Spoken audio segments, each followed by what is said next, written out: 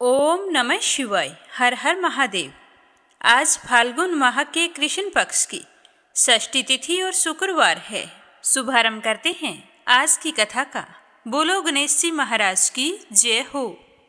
पौराणिक कथाओं के अनुसार एक गांव में एक बुढ़िया रहती थी। उस बुढ़िया के पति की मृत्यु हो चुकी थी। वह अपने बेटे और बहू के साथ रहती थी।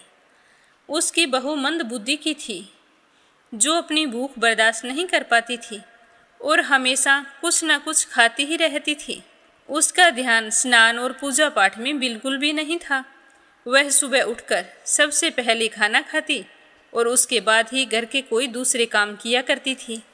तो उसकी सास यह देखकर बहुत ही दुखी रहती थी। उसने अपने बहू को कई तरह से समझाने की कोशिश की कि बेटा, सुबह पहले उठकर स्नान करो, उसके बाद पूजा पाठ करो, फिर उसके बाद ही कुछ खाना पीना चाहिए। लेकिन वो अपनी सास की एक भी नहीं मानती। कहती कि मुझे तो बहुत भूख लगती है, अगर मैं थोड़ी देर ही कुछ ना खाऊं तो मेरे प्राण निकल जाएंगे। तो एक दिन उसकी सास को अपने घर पर पूजा करवानी थी।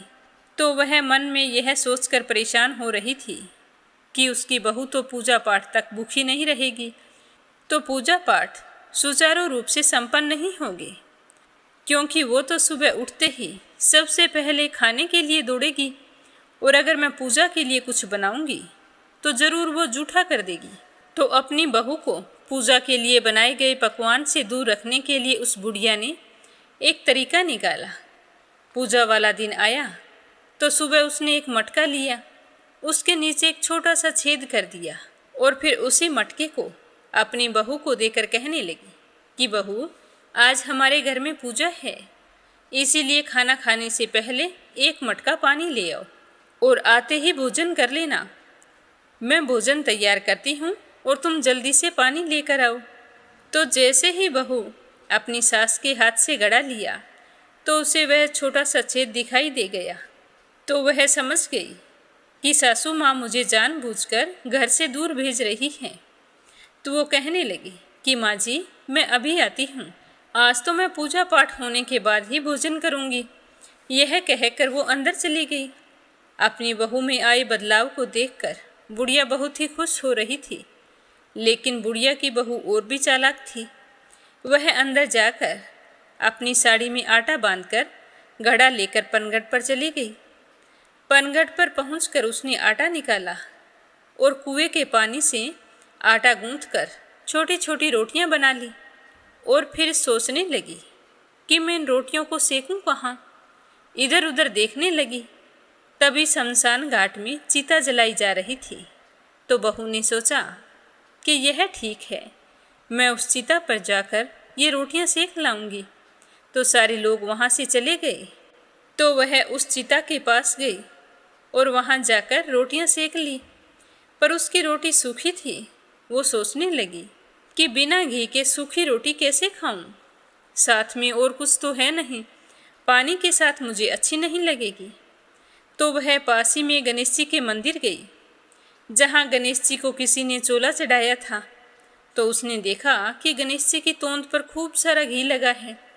तो उसने झट से अपनी रोटियों को उठाया और गणेश जी के तोंद पर लगे हुए घी से सभी रोटियों को चुपड़ लिया और फिर गणेश जी को भोग लगाकर रोटियां खाने लगी। सारी रोटी खाकर थोड़ा सा आटा बचाया था, वो उस मटके के छेद में लगाया, जिससे वह छेद बंद हो गया। फिर उसने मटके में पानी भरा और घर आ गई। लेकिन गणेश जी उस बहू की इस हरकत से गुस्सा हो गए और गुस्से में उन्होंने अपनी नाक पर अंगुली चढ़ा ली। अब जब गांव वाले गणेश मंदिर आए तो वो देखने लगे कि गणेश जी के नाक पर अंगुली है। तो वो सोचने लगे कि यह कैसे हुआ है। सारे तरह तरह से पूजा पाठ करने लगे, लेकिन गणेश जी अपनी अंगुली वापस नहीं उतार रहे थे। यह बात पूरे नगर में फैल गई। फैलते फैलते राजा तक पहुंच गई। तो राजा ने बड़े बड़े पंडितों और ज्योतिषियों को बुलवाया, हवन करवाया, गणेश जी को तरह तरह के भोग लगाए, दूर्वा अर्पित की, मोदक के लड्डू चढ़ाए, हाथ जोड़कर प्रार्थना की। लेकिन गणेश जी तो नहीं माने और उन्होंने अपने नाक से अंगुली नहीं हटाई। अब सारे लोग चिंतित थे, सोचने लगे कि गणेश जी इस तरह क्रोधित बैठे हैं, कहीं कोई अनर्थ ना हो जाए। तो राजा ने काफ़ी सोच विचार के बाद पूरे गांव में ऐलान करवाया कि जो भी आदमी गणेश जी की नाक से अंगुली हटा देगा, उसे मैं इनाम के तौर पर 5 गांव इनाम में दूंगा। तो यह सुनकर गांव के सभी लोग गणेश जी को मनाने में लग गए, लेकिन गणेश जी तो नहीं माने, वैसे ही अंगुली चढ़ाई बैठे थे। तो सारे थक हार कर बैठ गए। तो यह देखने के लिए वहाँ पर बुढ़िया और उसकी बहू भी गए हुए थे। तो बुढ़िया की बहू कहने लगी कि राजन, मैं गणेश जी के नाक से अंगुली हटा सकती हूँ, अगर आपकी आज्ञा हो तो मैं यह कार्य कर सकती हूँ। तो अपनी बहू की बात सुनकर उसकी सास हंसने लगी और कहने लगी कि जब बड़े बड़े विद्वान भी कुछ नहीं कर पाए तो तुम कैसे गणेश जी को मनाएगी? तुम्हें तो खाना खाने के अलावा कुछ आता ही नहीं है। तो उसकी बहू कहने लगी कि माँ जी, जब तुम्हारी बहू छेद वाले घड़े में पानी ला सकती है तो गणेश जी के नाक पर से अंगुली भी हटा सकती है, आप मेरा यकीन मानिए। तभी वहाँ पर बैठे बड़े बुजुर्ग कहने लगे कि जब सबको मौका मिला है तो एक मौका तो बहू को भी मिलना चाहिए, क्या पता ये सच कह रही हूँ। तो सारे लोग मान गए। तो बहू कहने लगी कि मेरी एक शर्त है कि मेरे घर से लेकर मंदिर तक पर्दा बांधा जाए। तो राजा ने उसके घर से लेकर मंदिर तक आदेश देकर पर्दा बंधवा दिया। अब बहू पहले अपने घर गई और फिर वहाँ से कपड़े धोने वाला धोवना लेकर मंदिर चली गई। सारे लोग पर्दे के आसपास बैठे थे और बहू धोवना लेकर सीधे गणेश मंदिर गई और जाकर कहने लगी कि गणेश जी भगवान, मैंने आपके तोंद से जरा सा घी क्या ले लिया, आपने तो अपने नाक पर अंगुली चढ़ा ली। तो घी लेकर चूरमा बनाया, चूरमा बनाकर सबसे पहले भोग तो तुम ही को लगाया, फिर भी तुम नाराज होकर बैठ गए। क्या सीधे घी से तुम्हारा पेट भर जाता? मुझे कोई पूजा पाठ स्तुति नहीं आती है। अब आप अपनी नाक पर से अंगुली हटा लो, नहीं तो मेरे पास धोवना है, अगर धोवने की एक लगाई तो आपके टुकड़े टुकड़े हो जाएंगे। तो नादान बहू की बात सुनकर गणेश जी को मन ही मन हंसी आने लगी और उनका क्रोध दूर हो गया।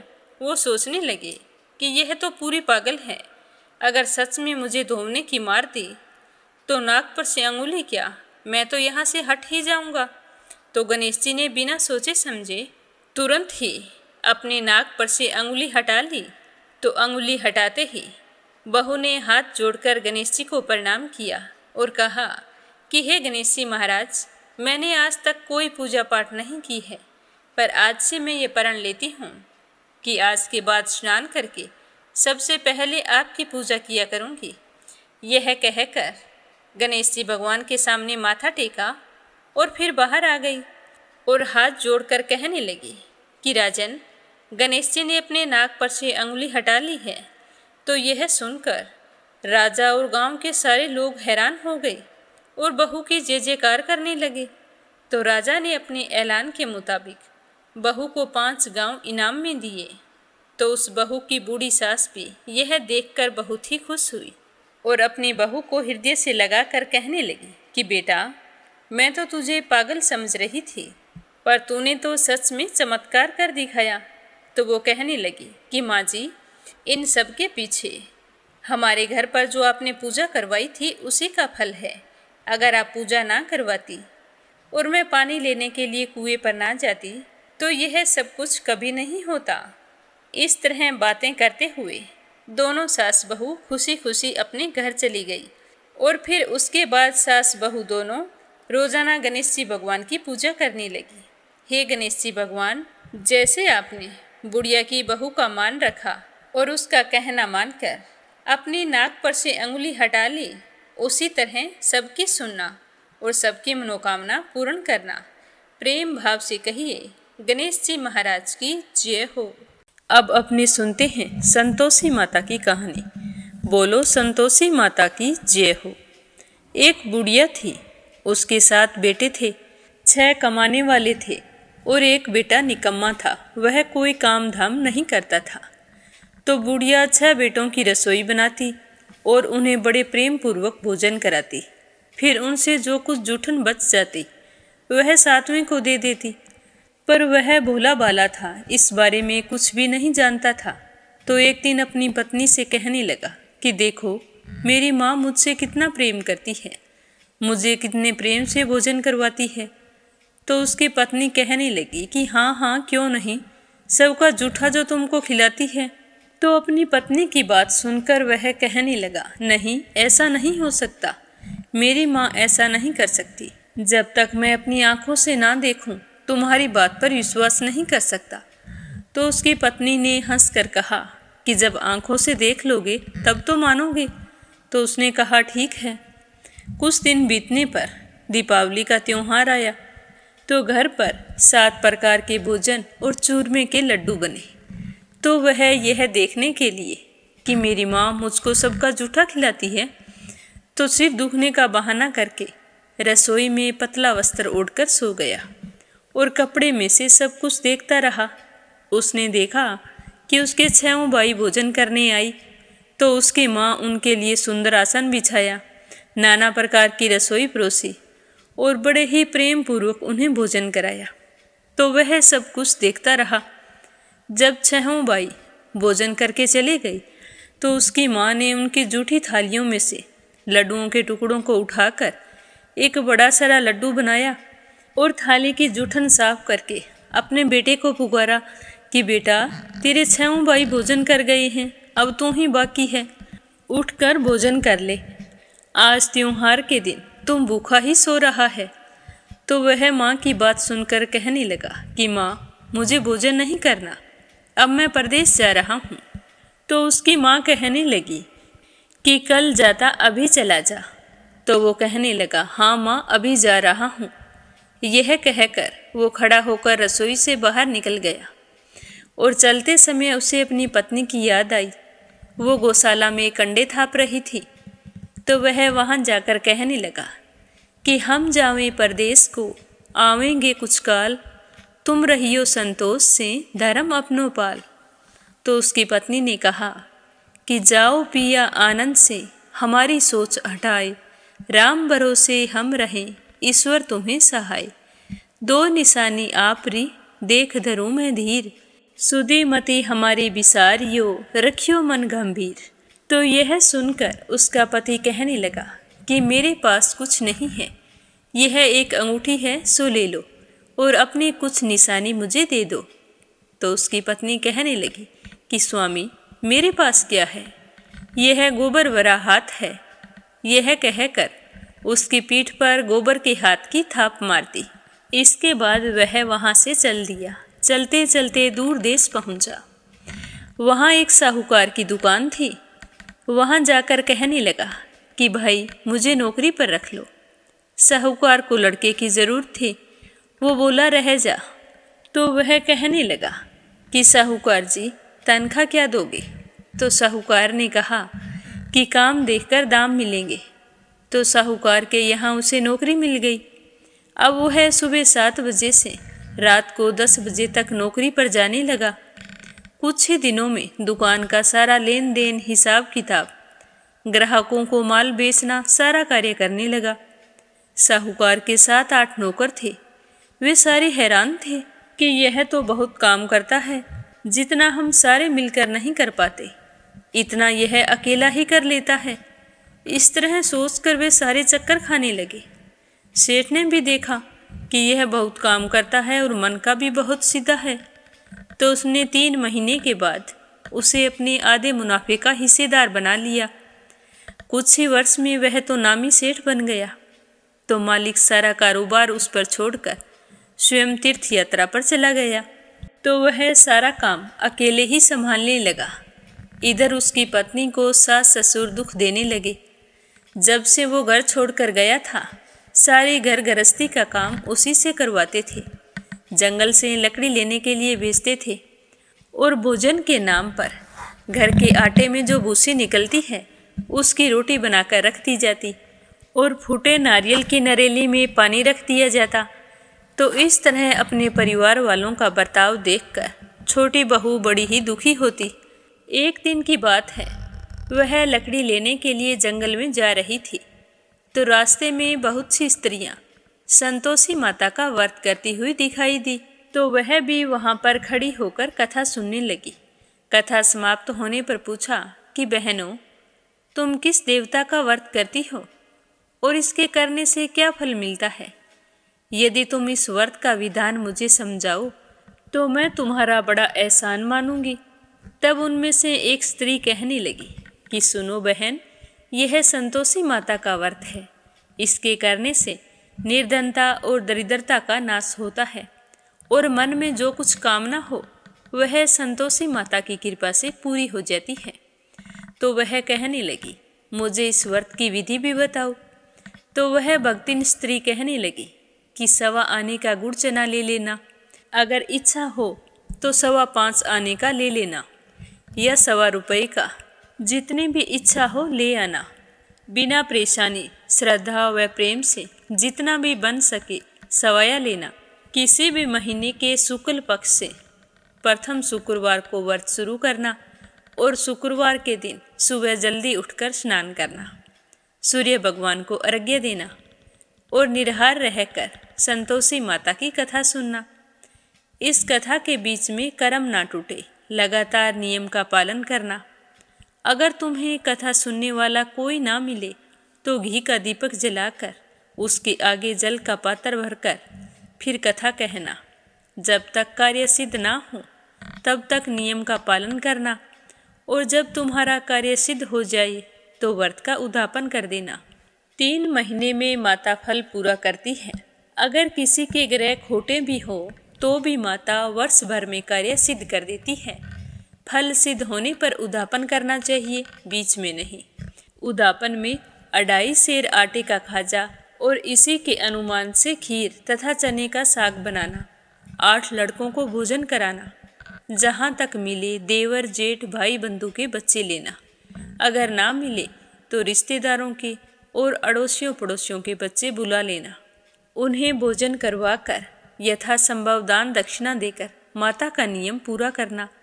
उस दिन घर में खटाई ना खाना। तो यह सारा विधान सुनकर बुढ़िया के बेटे की बहू बहुत खुश हुई और यह सोचकर चल पड़ी कि आज मुझे लकड़ी बेचने से जो कुछ मिलेगा उसके लिए मैं संतोषी माता के व्रत की सामग्री खरीदूंगी। तो रास्ते में लकड़ियों के बोझे को बेचकर उन पैसों से गुड़ चना लिया और माता के व्रत की तैयारी करके आगे चली। सामने मंदिर देखकर पूछने लगी कि यह मंदिर किसका है? तो सारे कहने लगे कि यह तो संतोषी माता का मंदिर है। तो यह सुनते ही वह तो भागकर माता के मंदिर में गई और माँ के चरणों में लौटने लगी। दीन होकर विनती करने लगी कि माँ, मैं निपट अज्ञानी हूँ, व्रत के नियम नहीं जानती हूँ, मैं बहुत दुखी हूँ। हे माता, हे जगत जननी, मेरा दुख दूर करो, मैं तुम्हारी शरण में आई हूँ।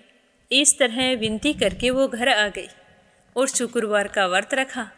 तो माता की कृपा से एक शुक्रवार बीता था कि दूसरे शुक्रवार को उसके पति का पत्र आ गया और उससे अगले शुक्रवार को उसके पति का भेजा हुआ रुपया भी आ गया। यह देखकर जेठ जेठानी मुंह सिकोड़ने लगे। लड़के ताने देने लगे कि काकी के पास अब तो पत्थर आने लगे, रुपया आने लगा, अब तो काकी की खातिर बढ़ेगी। तो वह बेचारी सरलता से कहती, भैया कागज आए या रुपया, वो तो हम सब के लिए अच्छा है। ऐसा कहकर वो आंखों में आंसू भरकर संतोषी माता के मंदिर में गई और मातेश्वरी के चरणों में गिरकर रोने लगी कि माँ, मैंने तुमसे कब पैसा मांगा? मुझे पैसों से क्या काम है? मुझे तो अपने सुहाग से काम है। मैं तो अपने स्वामी के दर्शन मांगती हूँ। तब माता ने प्रसन्न होकर कहा कि जा बेटी, तेरा स्वामी अवश्य आएगा। तो यह सुनकर वो तो खुशी से बावली होकर घर जाकर काम करने लगी। अब संतोषी माँ विचार करने लगी कि इस भोली पुत्री से मैंने कह तो दिया कि तेरा पति आएगा, लेकिन आएगा कैसे? वो तो इसे सपने में भी याद नहीं करता। उसे याद दिलाने के लिए मुझे जाना पड़ेगा। तो इस तरह सोचकर माता रानी बुढ़िया के बेटे के पास जाकर सपने में प्रकट होकर कहने लगी कि साहूकार के बेटे सो रहा है या जाग रहा है? तो वह कहने लगा कि माता, ना तो सोया हूँ और ना ही जाग रहा हूँ, कहो क्या आज्ञा है। तो माता रानी कहने लगी कि तेरे घर बार कुछ नहीं है क्या। तो माँ की बात सुनकर वो कहने लगा कि मेरे पास सब कुछ है, भरा पूरा परिवार है, माँ बाप है, भाई भाभी है, बहू है, क्या कमी है। तो माँ कहने लगी कि भोले पुत्र, तेरी पत्नी घर पर घोर कष्ट उठा रही है, तेरे माँ बाप उसे दुख दे रहे हैं, वो तो तेरे लिए तरस रही है, तू उसकी सुध ले, तू तो उसे सपने में भी याद नहीं करता। तो वो कहने लगा कि हाँ माता जी, मुझे सब कुछ मालूम है, परंतु मैं जाऊं कैसे। परदेश की बात है, लेन देन का कोई हिसाब नहीं है, जाने का कोई रास्ता नजर नहीं आता, कैसे चला जाऊं। तो माँ कहने लगी कि मेरी बात मान, सवेरे नहा धोकर संतोषी माता का नाम ले, घी का दीपक जलाकर दंडवत कर दुकान पर जा बैठ। तो देखते ही देखते दुकान का सारा लेन देन चुक जाएगा, जमा माल बिक जाएगा, सांझ होते होते धन का भारी ढेर लग जाएगा। यह कहकर माता रानी उसके सपने से अंतर्ध्यान हो गई। अब सुबह होते ही वह तो सपने की बात को मानकर सुबह नहा धोकर संतोषी माता को दंडवत घी का दीपक जलाकर दुकान पर जाकर बैठ गया। थोड़ी देर में ही देखता है कि देने वाले रुपया लाने लगे, लेने वाले हिसाब लेने लगे। कोठे में भरे सामान के खरीदार नगद दाम देकर सौदा करने लगे। शाम तक धन का भारी ढेर लग गया। तो यह देखकर वो बहुत ही खुश हुआ और मन ही मन माता रानी का धन्यवाद करने लगा और घर ले जाने के लिए गहना कपड़ा सामान खरीदने लगा और वहाँ का काम निपटा कर तुरंत घर के लिए रवाना हो गया। उधर उसकी पत्नी जंगल में लकड़ी लेने गई तो लौटते समय माताजी के मंदिर में रुकी। वह तो उसके रोजाना वहाँ रुकने का स्थान था। तो धूल उड़ती देखकर वह कहने लगी कि माँ, आज ये धूल कैसी उड़ रही है। तो माता कहती है कि हे पुत्री, तेरा पति घर आ रहा है, अब मैं तुम्हें जैसा कहूँ वैसा ही करना है।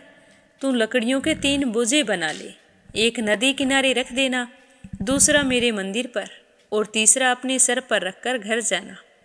तेरे पति को लकड़ी का गट्ठर देखकर मोह पैदा होगा, वो नदी किनारे रुकेगा, नाश्ता पानी बनाकर फिर माँ से मिलने जाएगा। तब तू लकड़ी का गट्ठर लेकर घर जाना और चौक पर लकड़ियाँ डालकर जोर से आवाज़ लगाना कि लो सासू जी, लकड़ियों का गट्ठर लो, भूसी की रोटी दो, नारियल की नरेली में पानी दो, आज मेहमान कौन आया है। तो इस तरह संतोषी माता ने उसे समझाया। तो उसने कहा कि ठीक है माँ, जैसा तुमने कहा वैसा ही करूँगी। तो वो जल्दी से वहाँ से खड़ी हुई और लकड़ियाँ लाने चली गई। 3 लकड़ियों के गट्ठर लेकर आई, एक नदी किनारे रखा, एक माता के मंदिर में रख दिया और एक गट्ठर लेकर घर की ओर चल पड़ी। इतने में वहाँ पर एक मुसाफिर आ पहुँचा। सूखी लकड़ी देखकर उसकी इच्छा हुई कि यहीं पर विश्राम करूं, भोजन बनाकर खा पीकर फिर गांव जाऊंगा। तो इस तरह वो रास्ते में रुककर भोजन बनाने लगा, फिर विश्राम करके शाम को गांव गया। सबसे बड़े प्रेम से मिला। उसी समय सिर पर लकड़ी का गट्ठर लिए एक औरत आती है और लकड़ियों का भारी बोझा आंगन में डालकर जोर से 3 आवाज़ लगाती है कि लो सासू जी, लकड़ियों का गट्ठर लो, भूसी की रोटी दो, आज मेहमान कौन आया है। तो बहू की बात सुनकर उसकी सास भागकर बाहर आती है और अपने दिए हुए कष्टों को बुलाने हेतु कहती है कि बहू, तुम ऐसा क्यों बोल रही है, तेरा पति ही तो आया है, आ बैठ, मीठा भात खा, भोजन कर, कपड़े गहने पहन, भूसी की रोटी तू क्यों खाए, भूसी की रोटी खाए हमारे दुश्मन। तो इस तरह की आवाज़ सुनकर उसका पति बाहर आ जाता है और अपनी पत्नी की अंगुली में अंगूठी देखकर व्याकुल हो जाता है और अपनी माँ से कहता है कि माँ, ये कौन है। तो उसकी माँ कहती है कि बेटा, ये तेरी बहू है, जब से तू गया है यह तो किसी की नहीं सुनती है, सारे गांव में भटकती फिरती है, घर का काम काज कुछ नहीं करती और 4 पहर आकर खा जाती है। आज तुझे देखकर पता नहीं कैसे ये पागलों जैसी बातें कर रही है। तो अपनी माँ की बात सुनकर उसका बेटा कहने लगा कि ठीक है माँ, कोई बात नहीं, तुम मुझे दूसरे घर की चाबी दे दो, मैं उसी में रह लूँगा। तो उसकी माँ कहने लगी कि ठीक है, जैसी तेरी मर्जी। ऐसा कहकर उसकी माँ ने दूसरे मकान की चाबी अपने बेटे को दे दी। तो वह चाबी लेकर दूसरे मकान की तीसरी मंजिल का कमरा खोलकर उसमें अपना सारा सामान रख लिया। एक दिन में राजा के महल जैसा ठाट बाट बन गया। दोनों पति पत्नी सुखपूर्वक रहने लगे। इतने में शुक्रवार का दिन आने वाला था। तो वह अपने पति से कहने लगी कि स्वामी, मुझे संतोषी माता के व्रत का उद्यापन करना है। तो उसका पति बोला कि खुशी से करो।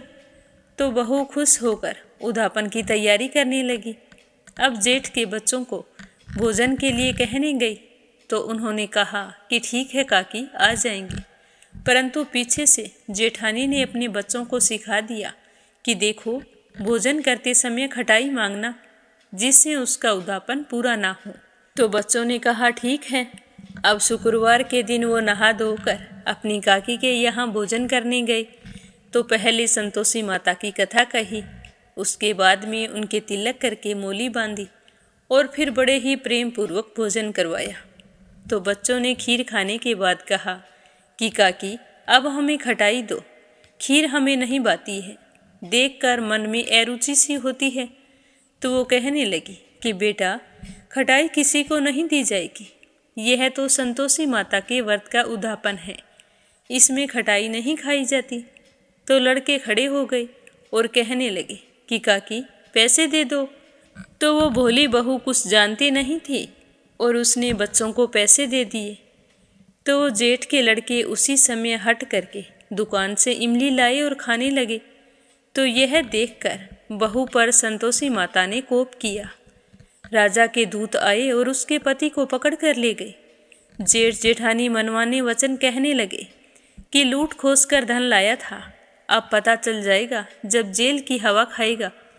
तो बहू से यह सब कुछ सहन नहीं हुआ और वो रोती हुई माताजी के मंदिर गई और कहने लगी कि हे माँ, तुमने ये क्या किया, हंसाकर मुझे रुला दिया। तो संतोषी माता कहने लगी कि बेटी, तूने उद्यापन करके मेरा व्रत भंग किया है। तो वो कहने लगी कि माँ, मैंने कोई अपराध नहीं किया, मैंने तो भूल से लड़कों को पैसे दे दिए थे, मुझे क्षमा कर दो माँ, मैं तुम्हारा उद्यापन फिर से करूँगी। तो उसकी बात सुनकर संतोषी माता कहने लगी कि बेटी, अब की बार भूल मत करना। तो वो कहने लगी कि नहीं माँ, अब भूल नहीं होगी, पर तुम मुझे बतलाओ मेरे पति घर कैसे आएंगे। तो संतोषी माता ने कहा कि जा पुत्री, तेरा पति तुझे रास्ते में आता ही मिलेगा। तो जैसे ही वह संतोषी माता को प्रणाम करके मंदिर से बाहर निकली तो रास्ते में उसका पति आता हुआ दिखाई दिया। तो वह पूछने लगी कि आप कहाँ गए थे। तो उसका पति हंसकर कहने लगा कि इतना धन जो कमाया है, उसका टैक्स राजा ने मांगा था, वही भरने गया था। तो वह प्रसन्न होकर कहने लगी कि भला हो संतोषी माता का, अब घर चलो। तो कुछ दिन बाद फिर शुक्रवार आया। तो वह अपने पति से कहने लगी कि स्वामी, मुझे व्रत का उद्यापन फिर से करना है। तो उसके पति ने कहा कि खुशी से करो, पर अब की बार ध्यान रखना। तो वह जेठ के लड़कों को भोजन के लिए कहने के लिए गई। तो बच्चों ने कह दिया कि आ जाएंगे, पर उसकी जेठानी कहने लगी कि पिछले उद्यापन से तुम्हारा मन नहीं भरा, जब और आ गई। तो उसने अपनी जेठानी को कुछ नहीं कहा, चुपचाप लौट आई। तो पीछे से जेठानी अपने अपने लड़कों को सिखाने लगी कि अब की बार तुम ऐसा करना, जाते ही खटाई मांगना। तो जैसे ही शुक्रवार का दिन आया तो बच्चे नहा धोकर अपनी काकी के यहाँ चले गए। कथा सुनने के बाद में जैसे ही उसकी काकी ने भोजन परोसा तो वो कहने लगे कि खीर तो हम नहीं खाएंगे, हमें तो खटाई चाहिए। तो उनकी काकी कहने लगी कि बेटा, आज तो खटाई किसी को नहीं मिलेगी, भोजन करना है तो करो। तो वो कहने लगे कि नहीं, हम भोजन नहीं करेंगे, खीर खाने से तो हमारा जी बिगड़ता है। ऐसा कहकर सारे उठ खड़े हुए और अपने अपने घर चले गए। तो काकी यह देखकर बहुत ही दुखी हुई। फिर ब्राह्मणों के लड़कों को लाकर भोजन कराने लगी। पहले उन्हें श्रद्धापूर्वक भोजन करवाया और फिर दक्षिणा की जगह एक एक फल उन्हें दिया। तो संतोषी माता बहुत ही प्रसन्न हुई। तो माता की कृपा होते ही 9वें महीने उनके घर चंद्रमा के समान पुत्र ने जन्म लिया। तो पुत्र को पाकर दोनों पति पत्नी बड़े ही खुश थे। अब वह छोटी बहू अपने बेटे को लेकर प्रतिदिन माताजी के मंदिर जाने लगी। तो संतोषी माता ने सोचा कि यह तो रोज मेरे मंदिर आती है, क्यों ना आज मैं इसके घर चलूं। तो इस तरह का विचार करके माता ने भयानक रूप बनाया। गुड़ और चने से सना हुआ मुख और ऊपर सूंड के समान होठ, उस पर मक्खियां भिन भिन कर रही थी। जैसे ही वह उसके घर पहुंची तो दहलीज पर पैर रखते ही उसकी सास चिल्लाने लगी कि देखो रे, कोई चुड़ैल डाकिन आ रही है, बच्चों इसे भगाओ, नहीं तो ये किसी को खा जाएगी। तो लड़के उसे भगाने लगे, चिल्ला चिल्ला कर खिड़कियां बंद करने लगे। तो छोटी बहू ऊपर कमरे में बैठी थी। आवाज़ सुनकर उसने खिड़की में से देखा तो वह तो प्रसन्नता से पागल हो गई और अपने दूध पीते बच्चे को हटाकर पागलों की तरह भागती हुई नीचे आ गई और कहने लगी कि आज माताजी मेरे घर आई हैं। तो यह देखकर उसकी सास का क्रोध फट पड़ा। वो कहने लगी कि क्या उतावली हो रही है, जो इस चुड़ैल को देखकर बच्चे को पटक दिया। तो इतने में माँ के प्रताप से पूरे घर में लड़के ही लड़के नजर आने लगे। तो बहू कहने लगी कि सासू माँ, मैं जिसका व्रत करती हूँ ये वही संतोषी माता है, कोई चुड़ैल डाकिन नहीं है, ये तो मेरी माँ है। तो बहू की बात सुनकर और संतोषी माता का चमत्कार देखकर उसकी सासू माँ के सब कुछ समझ में आ गया और उसने भागकर माताजी के चरण पकड़ लिए और विनती करके कहने लगी कि हे माता, हम मूर्ख हैं, अज्ञानी हैं, तुम्हारे व्रत और विधि के बारे में कुछ नहीं जानते। व्रत भंग करके हमने बहुत बड़ा अपराध किया है। हे जगत माता, आप हमारा अपराध क्षमा करो, अब से हम सारे के सारे आपकी पूजा किया करेंगे। तो सास की बात सुनकर संतोषी माता बहुत ही प्रसन्न हुई और उन्हें आशीर्वाद देकर वहां से अंतर्ध्यान हो गई।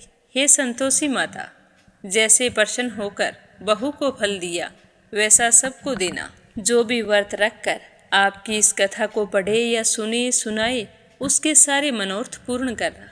बोलो संतोषी माता की जय हो। आज एक कहानी अपनी सुनेंगे महाकवि कालिदास की। जब माँ सरस्वती ने कालिदास के घमंड को चूर चूर कर दिया। महाकवि कालिदास के कंठ में साक्षात सरस्वती जी का वास था। शास्त्रार्थ में उन्हें कोई भी पराजित नहीं कर सकता था।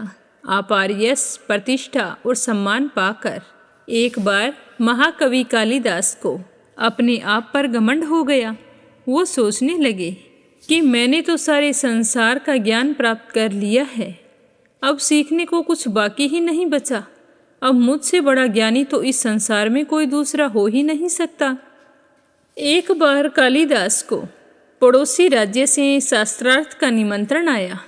तो निमंत्रण पाकर कालिदास तो फूले नहीं समा रहे थे। वो सोच रहे थे कि मैं ही सबसे ज्ञानी हूँ। तो उन्होंने जल्दी से विक्रमादित्य से अनुमति ली और अपने घोड़े पर चढ़कर रवाना हो गए।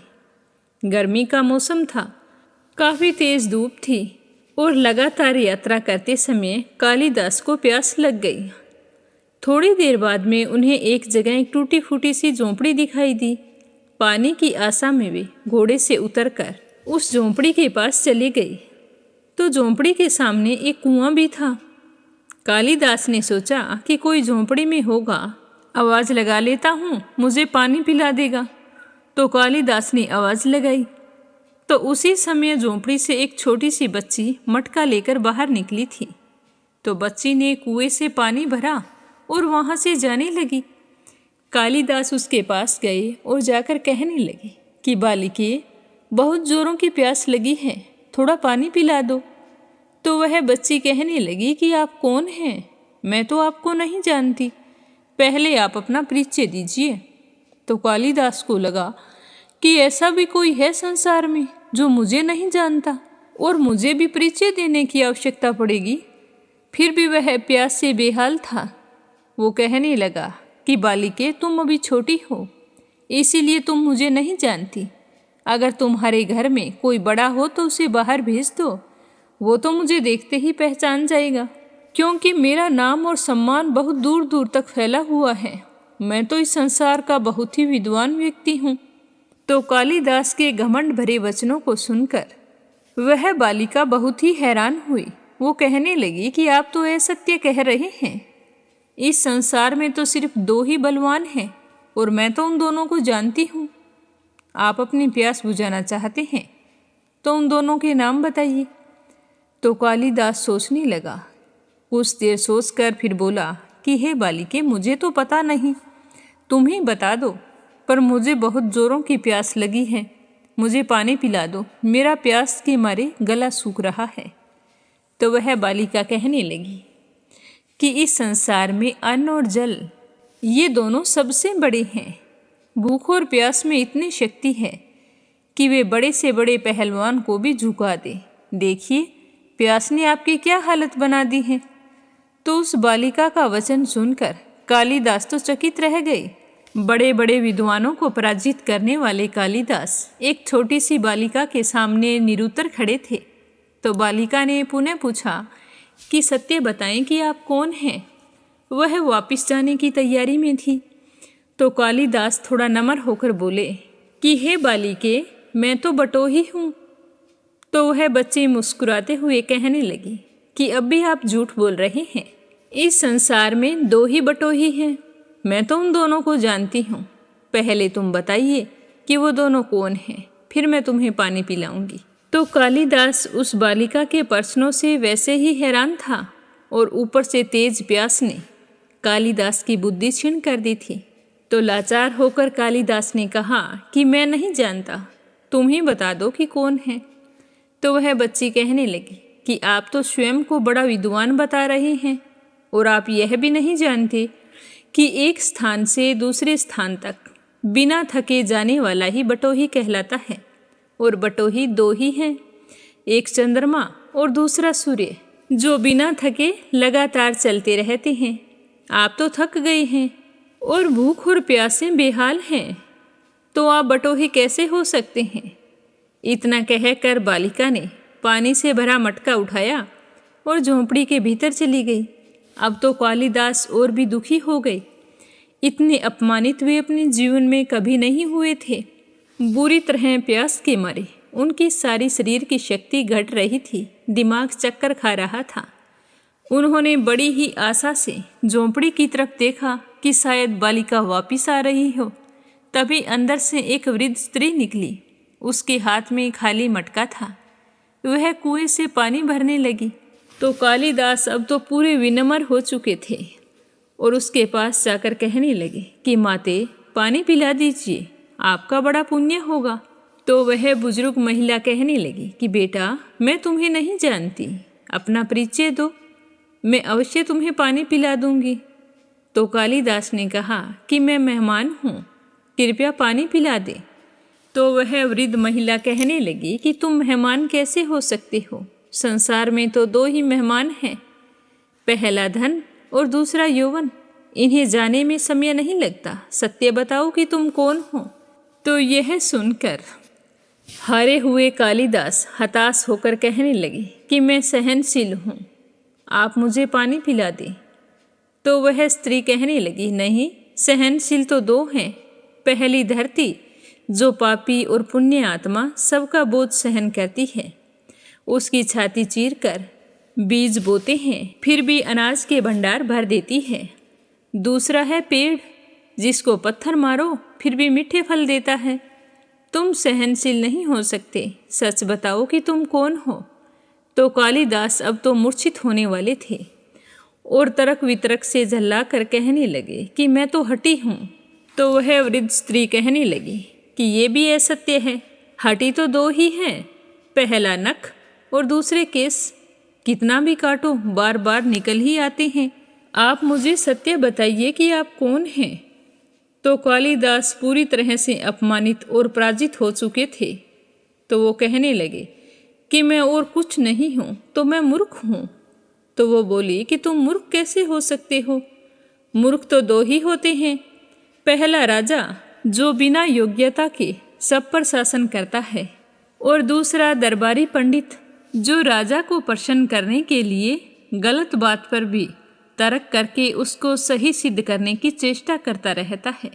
अब कालिदास के पास कोई भी जवाब नहीं था, तो वह उस वृद्धा के पैरों में गिर पड़ा और पानी के लिए याचना करने लगा। बुरी तरह से गिड़गिड़ाने लगा कि हे माते, मुझे पानी पिला दीजिए, अन्यथा मेरे प्राण निकल जाएंगे। तो उस वृद्ध महिला ने कहा कि उठो वत्स। तो आवाज़ सुनकर कालिदास ने ऊपर देखा तो साक्षात सरस्वती माता वहाँ खड़ी थी। तो कालिदास पुनः नमस्तक हो गए। तो माता ने कहा कि शिक्षा से ज्ञान आता है, ना कि अहंकार। तूने शिक्षा के बल पर प्राप्त मान और प्रतिष्ठा को ही अपनी उपलब्धि मान लिया और उसका इतना घमंड कर बैठे कि तुमसे बड़ा विद्वान इस संसार में कोई हो ही नहीं सकता। तो तुम्हारी आंखें खोलने के लिए ही मुझे यह लीला रचनी पड़ी। तो कालिदास को अपनी गलती समझ में आ गई। वह सरस्वती माता से माफ़ी मांगने लगा और कहने लगा कि माते, आज से मैं कभी भी ज्ञान का अहंकार नहीं करूँगा। तो सरस्वती माता बहुत ही प्रसन्न हुई और उसे आशीर्वाद देती हुई वहाँ से अंतर्ध्यान हो गई। अब कालिदास भी भर पेट पानी पिया और पड़ोसी राज्य में जहाँ से निमंत्रण आया था वहाँ के लिए रवाना हो गए। पर अब कालिदास के मन में घमंड नहीं था। बोलो सरस्वती माता की जय हो। इस कहानी से हमें यह शिक्षा मिलती है कि हमें कभी भी अपने ज्ञान का अहंकार नहीं करना चाहिए और ना ही कभी दूसरे के ज्ञान को कम समझकर उसे अपने से तुच्छ समझना चाहिए, क्योंकि शिक्षा कभी पूरी नहीं होती। जब तक मनुष्य जीवित रहता है तो वह हर पल कुछ न कुछ सीखता ही रहता है। अब अपने सुनेंगे भागवत कथा का आगे का अध्याय। प्रेम भाव से सुनते रहिए। बोलो श्री हरि विष्णु भगवान के अनंत स्वरूपों की जय हो। श्री सुखदेव जी कहते हैं कि हे राजन, जब राजा बलि की यज्ञशाला में साक्षात यज्ञ मूर्ति भगवान विष्णु ने त्रिलोकी को नापने के लिए अपना पैर फैलाया, तब उनके बाएं पैर के अंगूठे के नख से ब्रह्मांड कटाह का ऊपर का भाग फट गया और वहां पर छिद्र हो गया। उस छिद्र में से होकर जो ब्रह्मांड के बाहर की जल की धारा आई वह भगवान के चरणों से लगी। तो भगवान के चरणों में केसर लगी थी, वह केसर मिलने से वह लाल हो गई। उस निर्मल धारा का स्पर्श होते ही संसार के सारे पाप नष्ट हो जाते हैं, किंतु वह सर्वथा निर्मल ही रहती है। पहले किसी और नाम से ना पुकार कर उसे भगवत पदी ही कहते थे। वह धारा हजारों युग बीतने पर स्वर्ग के शिरोभाग में स्थित ध्रुव लोक में उतरी, जिसे विष्णु पद भी कहा जाता है। हे राजन, उस ध्रुव लोक में उत्तानपाद के पुत्र परम भागवत ध्रुव जी रहते हैं। वे नित्य प्रति बढ़ते हुए भक्ति भाव से यह हमारे कुल देवता का चरणोदक है ऐसा मानकर आज भी उस जल को बड़े आदर से अपने सिर पर चढ़ाते हैं। उस समय प्रेमवश होने के कारण उनका हृदय अत्यंत गदगद हो जाता है। उत्कंठावश बंद की हुई आंखों से ही निर्मल आंसुओं की धारा बहने लगती है और उनके सारे शरीर में रोमांच हो आता है। इसके पश्चात आत्मनिष्ठ सप्त ऋषिगण उनका प्रभाव जानने के कारण यही तपस्या की आत्यंतिक सिद्धि है ऐसा मानकर उसे आज भी इस प्रकार आदरपूर्वक अपने जटाजूट पर वैसे ही धारण करते हैं जैसे मुमुक्ष जन प्राप्त हुई मुक्ति को। यों ये बड़े ही निष्काम है।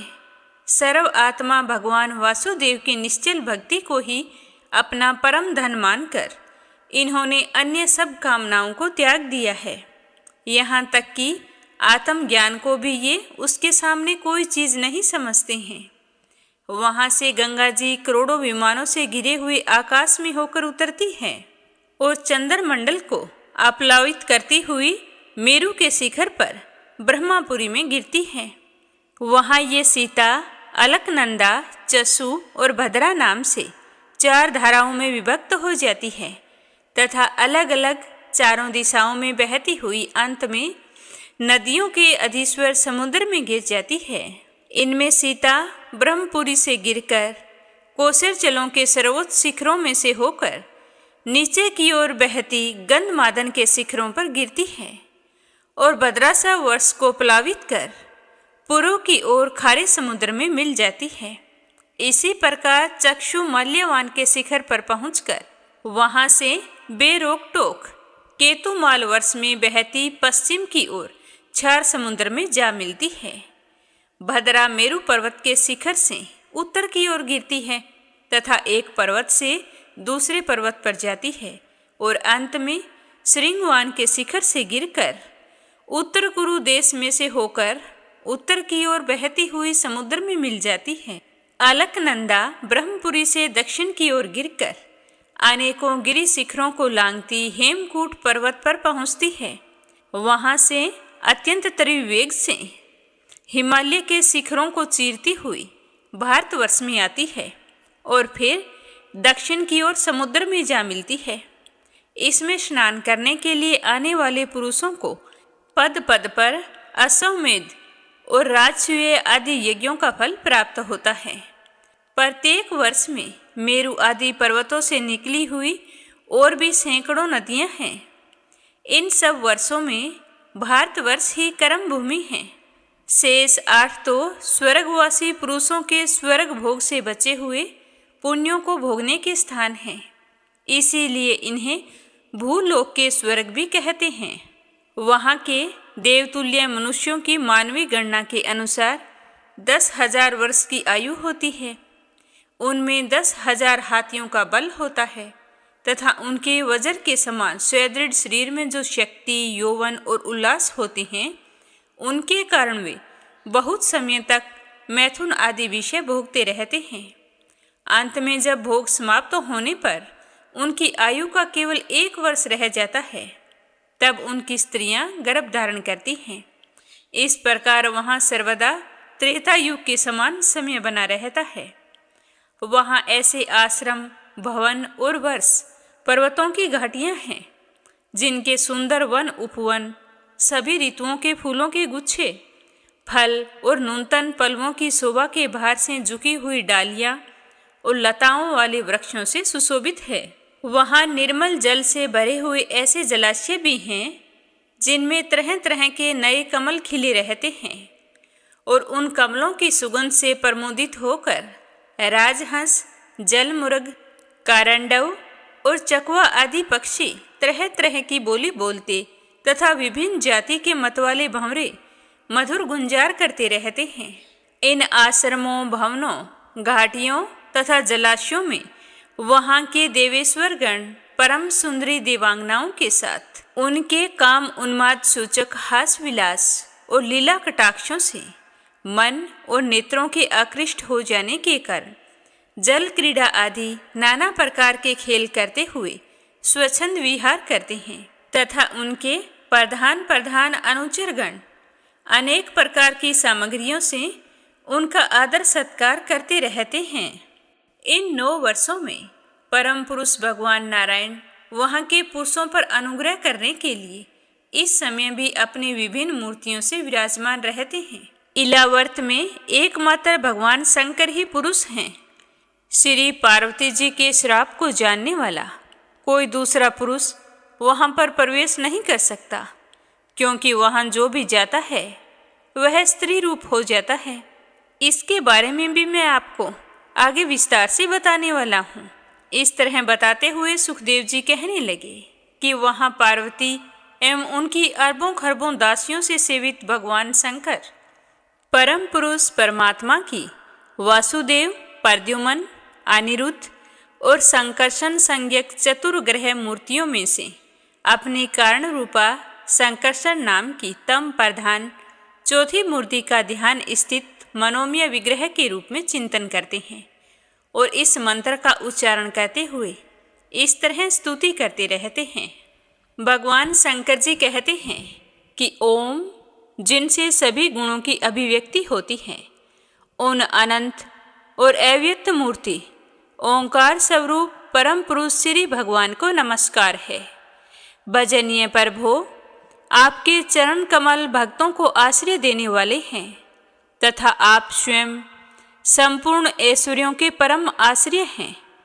भक्तों के सामने आप अपना भूत भवन स्वरूप पूर्णतः प्रकट कर देते हैं तथा उन्हें संसार बंधन से भी मुक्त कर देते हैं, किंतु भक्तों को उस बंधन में डाले रखते हैं। आप ही सर्वेश्वर हैं, मैं आपका भजन करता हूँ। हे प्रभु, हम क्रोध के आवेग को नहीं जीत सके हैं तथा हमारी दृष्टि तत्काल पाप से लिप्त हो जाती है, परंतु आप तो संसार का नियमन करने के लिए निरंतर साक्षी रूप से उसके सारे व्यवहारों को देखते रहते हैं। तथापि हमारी तरफ आपकी दृष्टि पर उन मायिक विषयों तथा चित्त की वृत्तियों का नाम मात्र को भी प्रभाव नहीं पड़ता। ऐसी स्थिति में अपने मन को वश में करने की इच्छा वाला कौन पुरुष आपका आदर करना नहीं चाहेगा।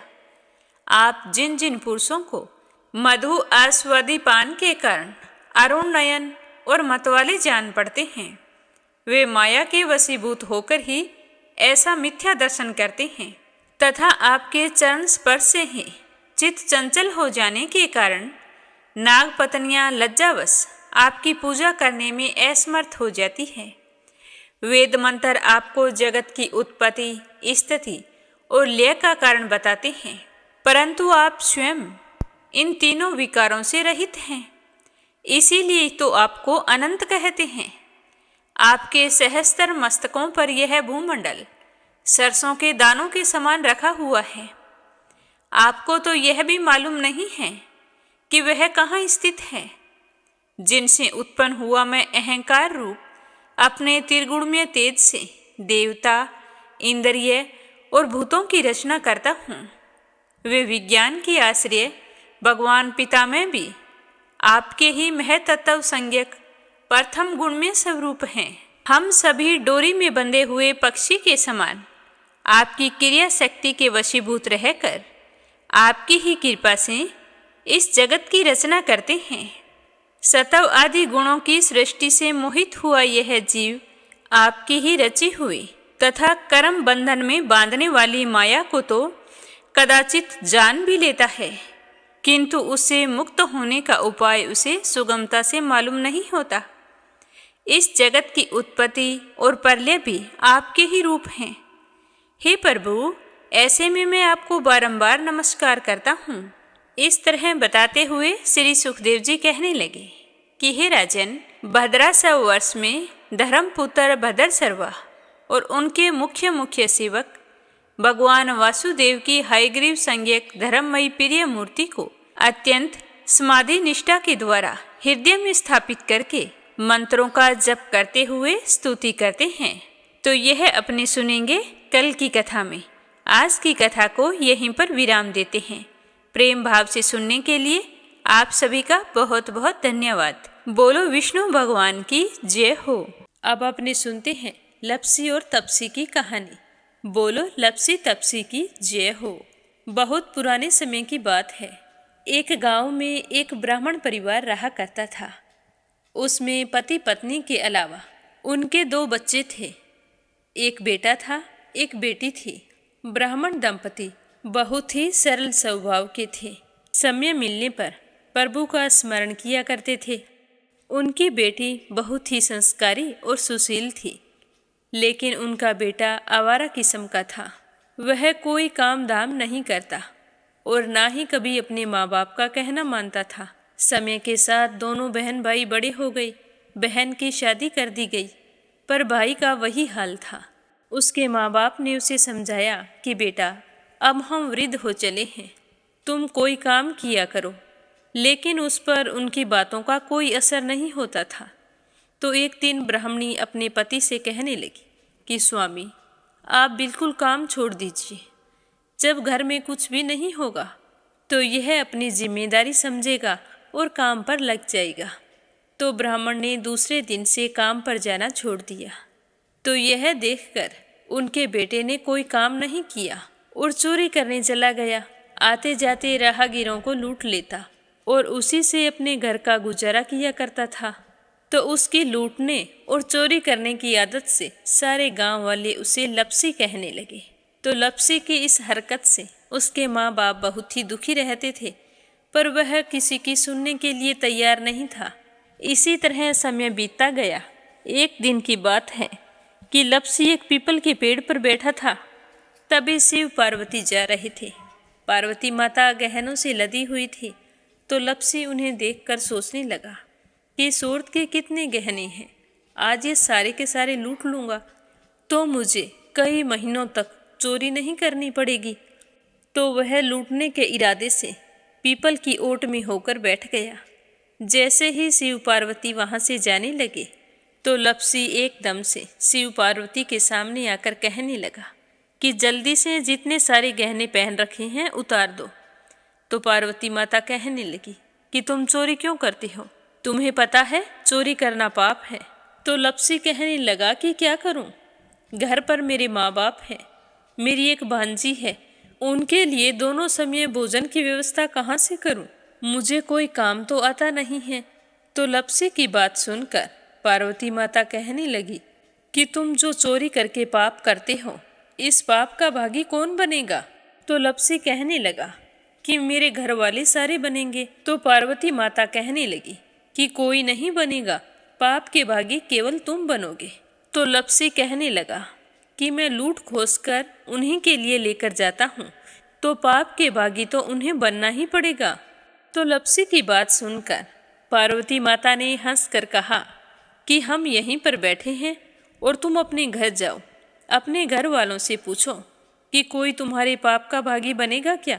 तो यह सुनकर लप्सी भागा भागा अपने घर आया और अपनी माँ के पास गया और कहने लगा कि माँ, मैं चोरी करके लाता हूँ, राह चलते राहगीरों को लूटता हूँ, तुम्हारे लिए ही तो करता हूँ।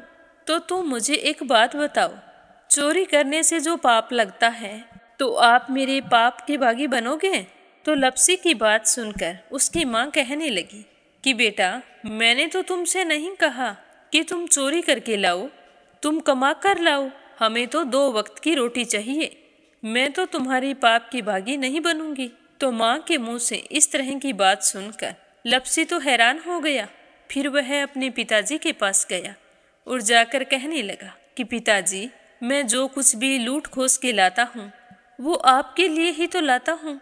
देखो मैंने लूट कर कितना धन इकट्ठा कर लिया है, कितने ऐशो आराम हैं तुम्हारे। अगर मैं चोरी नहीं करता तो क्या ये सब हमें मिलता। पिताजी, मैं तुमसे एक बात पूछता हूँ कि चोरी करने से पाप लगता है, तो उस पाप में आप मेरे भागीदार बनोगे क्या। तो लप्सी की बात सुनकर उसके पिताजी कहने लगे कि बेटा, मैंने नहीं कहा कि तुम चोरी करके लाओ, तुम कमा कर लाओ, मैं तुम्हारे पाप का भागी नहीं बनूंगा। तो माँ बाप के मुंह से इस तरह की बात सुनकर वह बहुत ही उदास हुआ और सोचने लगा कि मैं कितने महीनों से चोरी कर रहा हूँ, ना जाने मुझ पर कितना पाप चढ़ गया है, और ये तो बोल रहे हैं कि पाप के भागी हम नहीं बनेंगे, तो अब क्या होगा। तो वह बड़े ही दुखी मन से शिव पार्वती से मिलने के लिए चल पड़ा। जैसे ही घर से बाहर निकलने लगा तो उसकी छोटी सी भांजी दरवाजे पर खेल रही थी। उसे पता नहीं था कि पाप पुण्य क्या होता है, तो वो कहने लगी कि मामा, पाप की भागी मैं बनूंगी। तो उसके इस तरह कहते ही लप्सी ने उसे गोद में उठाया और चल पड़ा। शिवजी भगवान और पार्वती माता के पास जाकर कहने लगा कि घर वालों ने पाप का भागी बनने से मना कर दिया है और एक यही है जो पाप की भागी बनने को तैयार है। फिर लप्सी बड़े ही दीन स्वर में कहने लगा कि हे भगवान, मैं समझ गया हूँ कि चोरी करना पाप है। आज तक जो मैंने काम किया वो बहुत ही गलत था, लेकिन अब मैं इसका प्रायश्चित करना चाहता हूँ। अब तुम ही बताओ, मुझे मेरे पापों से मुक्ति कैसे मिलेगी। तो उसकी बात सुनकर शिव पार्वती बहुत ही खुश हुए और लप्सी को कच्चे सूत का एक छोटा सा गोला देते हुए कहा कि लप्सी, ये सूत लो और इस पीपल के चारों ओर परिक्रमा लगाओ। जब यह सूत समाप्त हो जाएगा तब तुम्हारे सारे पाप नष्ट हो जाएंगे। तो यह सुनकर लप्सी बहुत ही खुश हुआ। सोचने लगा कि छोटा सा गोला है, अभी लपेट कर घर चला जाऊंगा, उसके बाद में कभी कोई पाप नहीं करूंगा। फिर उसने अपनी बांजी को कंधे पर बैठाया और पीपल की परिक्रमा लगानी शुरू कर दी। अब भगवान का वह सूत खत्म कहाँ होने वाला था। लपसी चक्कर लगाता गया पर वह सूत खत्म नहीं हुआ। चक्कर लगाते लगाते 1 महीने, 6 महीने, साल, पूरे 12 साल बीत गए पर वह सूत खत्म नहीं हुआ। 12 साल बाद एक बार फिर शिव पार्वती जी वहाँ से गुजर रहे थे तो पार्वती माता ने कहा कि स्वामी चलो लपसी को चलकर देखते हैं। तो शिवजी कहने लगे, वो चोरी करने वाला, लूटने वाला कब का चला गया होगा। तो पार्वती माता कहने लगी कि नहीं स्वामी, चलकर देखने में क्या जाता है, चलो एक बार देखते हैं। तो शिव पार्वती जी जैसे ही पीपल वृक्ष के पास आए तो देखा कि लपसी तो अब भी चक्कर लगा रहा है। वहाँ चारों ओर गहरी खाई हो गई है और लपसी की बड़ी बड़ी दाढ़ी, मूंछें, नाखून बढ़ गए हैं। तो यह देखकर पार्वती माता ने कहा कि देखो स्वामी, आप तो कह रहे थे कि वो कब का ही चला गया, देखो इसके मन में सच्ची भक्ति है। तो पार्वती की बात सुनकर शिवजी ने कहा कि चलो अभी देख लेता हूँ। तो यह कहकर शिवजी ने एक सोने का कड़ा लपसी के आगे फेंक दिया। तो लपसी ने झट से उसके ऊपर पैर कर लिया।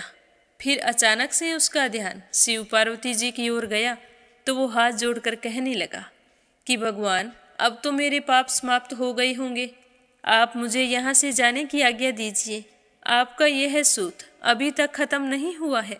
तो शिवजी भगवान ने कहा कि तुम्हारे पाप कर्म भी अभी तक पूरे नहीं हुए हैं। तो शिवजी की बात सुनकर लपसी कहने लगा कि भगवान, मुझे पूरे 12 वर्ष हो गए हैं आपकी भक्ति करते करते और अब भी आप मुझ पर शक कर रहे हैं। तो शिवजी ने कहा कि अपना पैर उठाओ। तो जैसे ही लपसी ने अपना पैर उठाया तो उसके पैर के नीचे सोने का कड़ा था। तो यह देखकर लपसी शर्मिंदा हो गया और कहने लगा कि प्रभु, गलती हो गई, मुझे माफ़ करो, आगे से मैं ऐसी गलती कभी नहीं करूँगा। तो शिवजी कहने लगे कि नहीं लपसी, तुम्हारा पाप ऐसे पूरा नहीं हो सकता। अब तुम्हें 12 वर्ष तक और इसी तरह परिक्रमा करनी होगी, उसी के बाद तुम्हारे पाप समाप्त होंगे। यह कहकर शिव पार्वती वहाँ से चले गए और वह फिर से पीपल के पेड़ की परिक्रमा करता रहा। करते करते 12 साल बीत गए। 12 साल बाद में शिव पार्वती जी वहाँ पर आए तो उन्होंने देखा कि आज भी वो वहीं पर चक्कर लगा रहा है। तो शिवजी ने फिर उसके सामने सोने की अंगूठी फेंकी पर उसने कोई ध्यान नहीं दिया। तो शिवजी भगवान प्रसन्न होकर कहने लगे कि हे लपसी, आज से तुम मेरी तपस्या करके तपसी बन गए हो।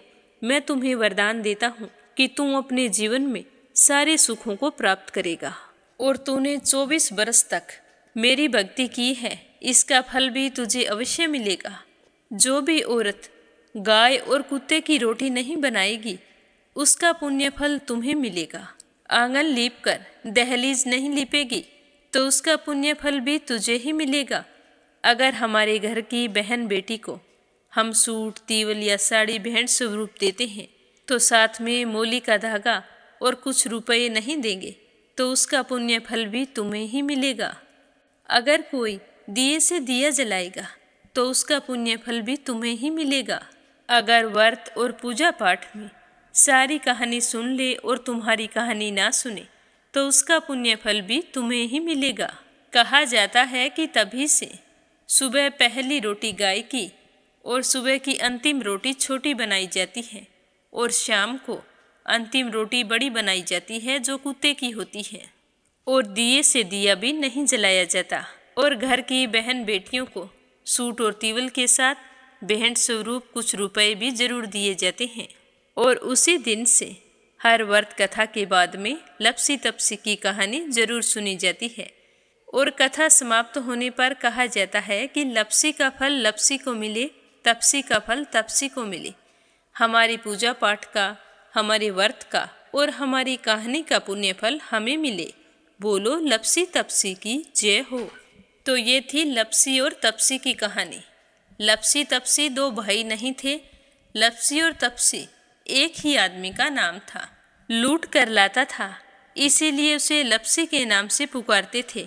और फिर भगवान की तपस्या करने के कारण उसे तपसी के नाम से जाना जाने लगा। बोलो लपसी तपसी की जय हो। अब अपने सुनेंगे कथा सुनने वाले प्यारे श्रोताओं के नाम। तो आज का पहला कमेंट है संजय, सोनिया, हिताक्षी, दीपेश, मयंक हरियाणा से। दूसरा है अपराजिता मीना श्रीवास्तव नेपाल से।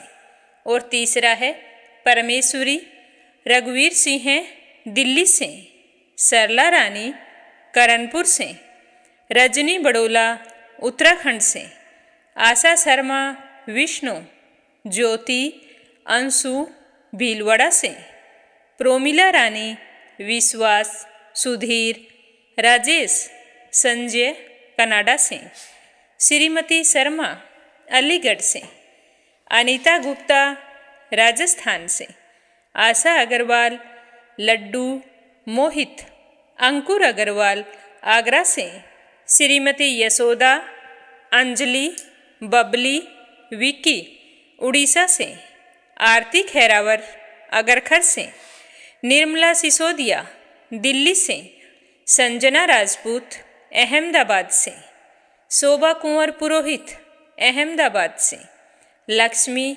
सुमित्रा, शिवराज हीरो, सोवा शर्मा पोखरा से, रुक्मणी शर्मा अंबाला से, चंद्रमणि मनिका, डॉक्टर रुक्मणी देवी, कैला देवी, हंसराज जी, पवन कुमार जी, संजीव कुमार जी, रंजन, मान्या, याम्या दिल्ली से, श्रीचंद यादव गया बिहार से, नीमा मठपाल रामनगर से, अनुराधा शर्मा अंबाला से, चंद्रकांता दिल्ली से, इंदिरा तिवारी, शोभा, संगीता अग्रवाल, कमला देवी अग्रवाल दुलिया महाराष्ट्र से, मीरा अग्रवाल बंगाल से, गीता गोस्वामी, सुनीता गोस्वामी मेरठ से, कोमल निर्मल मुंबई मीरा रोड से, रवि सैनी, सीमा सैनी मलियाना से,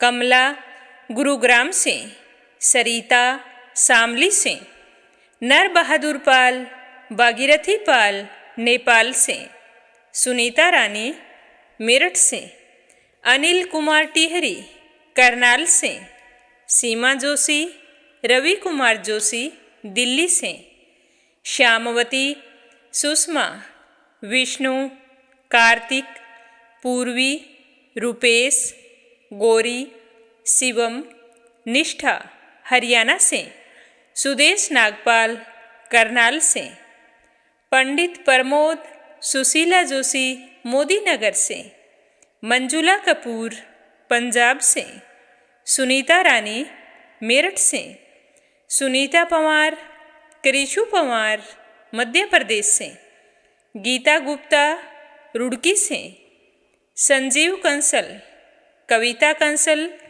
हितेश कंसल, आरुष कंसल, रानी कंसल मुजफ्फरनगर से, शीला सिन्हा, मीरा श्रीवास्तव, ममता श्रीवास्तव, माला छम्मा मनोज जौनपुर से, श्वेता, रितेश, स्वीटी, रितु, प्रिंस, यूवी, लक्ष्मी, गुरुचरण साहू उड़ीसा से, रिया डूगू रोहतक से, सुदेश शर्मा, बीके शर्मा लुधियाना से, सरला गुप्ता दिल्ली से, सुमन चांदोरा जोधपुर से, नीलम जायसवाल हैदराबाद से, मंजू चौधरी भीलवाड़ा से, के लक्ष्मण दास उमरकोट से, संतोष कुमार, संगीता पटेल, सृष्टि सिंह, श्रेयांश सिंह वाराणसी से,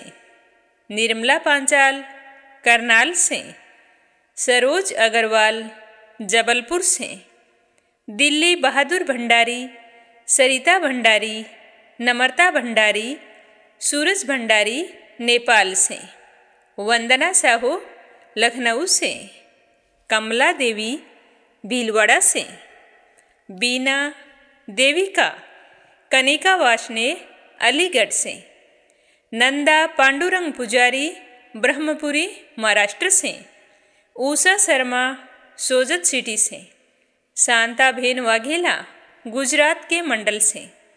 रेखा धर्मेंद्र शर्मा जयपुर से। देवी सिंह हैं कार्तिक, पायल, सौम्या, उमा रघुवंशी गजबा सौदा से। रिधिमा, परमिला, सुरेश यादव धामतरी से। राधा सैनी मथुरा से। उमा देवी झुंझुनू से। सावित्री ईश्वरलाल रामचंदानी, राजेश, मीनू, निखिल रामचंदानी गाजियाबाद से। पूजा पाठक उत्तराखंड देहरादून कोशानी से। रीना साहू झांसी से। योगेश्वरी भटनागर राजस्थान से। अशोक बाला हरिद्वार से। कुसुम बघेल दिल्ली से। अंजू शर्मा सिरसा से। सचिन मिश्रा, सोनम मिश्रा, सीता मिश्रा, गौरी मिश्रा, माधवी मिश्रा बाराबंकी से। सीताराम जायसवाल, शकुंतला जायसवाल हैदराबाद से। शशि वर्मा, अंजलि वर्मा, करण वर्मा पंजाब से। स्मिता सीताराम गायकवाड़ महाराष्ट्र से। अशोक कुमार जी भटनागर भोपाल मध्य प्रदेश से। तो ये हैं मीरा भक्ति स्टोरी चैनल के प्यारे श्रोता जो रोजाना नियम से और पूरे श्रद्धा भाव से इस चैनल पर प्रस्तुत कथाओं को सुनते हैं। आप सभी पर श्री हरि का आशीर्वाद सदैव बना रहे और आपकी हर मनोकामना पूर्ण हो। ओम नमः शिवाय। हर हर महादेव।